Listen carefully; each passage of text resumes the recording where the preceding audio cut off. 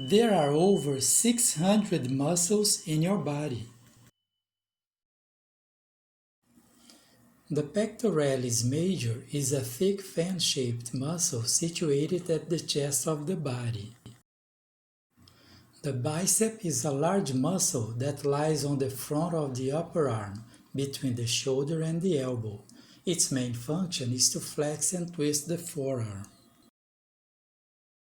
The abdominal muscles support the trunk and allow movement and hold the organs in place. The Sartorius Muscle is the longest muscle in the human body. It's long, thin muscle that runs down the length of the thigh. This muscle helps you cross your legs. The Abductor Muscle group is located on the lateral side of the thigh and moves the thigh away from the body's midline. The Trapezius Muscle resembles a trapezoid. With a diamond-shaped quadrilateral, it helps support the weight of the arm and move the shoulder. The deltoid forms the rounded, contoured shape of the human shoulder. It's a prime mover of the arm. The Latissimus Dorsi is the largest muscle in the upper body. It's responsible for the extension, abduction, and rotation of the shoulder. This muscle helps you do pull-ups at the gym. The Serratus Anterior is a muscle that originates on the surface of the first to the eighth rib, at the side of the chest. It acts to pull the scapula forward and around the thorax. The external oblique functions to pull the chest downward and compress the abdominal cavity. It also helps you perform side bending and rotating movement. The brachioradialis is a muscle of the forearm that flexes the forearm at the elbow, for example, when you use a hammer. Finger extensions include 9 extensor muscles found on the posterior side of the forearm and extend the hand and fingers.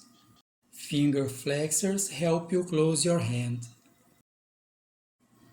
Quadriceps is a large muscle group that includes 4 muscles on the front of the thigh. These muscles are the great extensor muscles of the knees. A hamstring is one of 3 thigh muscles in between the hip and the knee. The hamstrings cross and act upon 2 joints, the hip and the knee. The gastrocnemius forms half the calf muscle. Its function is flexing the foot at the ankle joint and flexing the leg at the knee joint. The Tibialis Anterior is responsible for flexing the foot backward and inverting the foot.